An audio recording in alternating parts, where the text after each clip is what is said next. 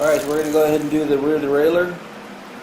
And as you know, this hanger, this goes there. It's got a couple of little notches, or these little tabs, which actually fit inside that slot there. And then this is the washer behind it. This also has like a little fitting to it, and this slides in like this right at the back, and then you put your derailleur in there, and then you just put the two together like right there. So that's how it should be.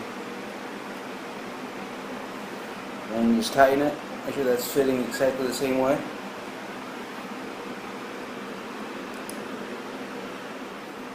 Push it back, and then once it's seated properly, you go ahead and tighten it.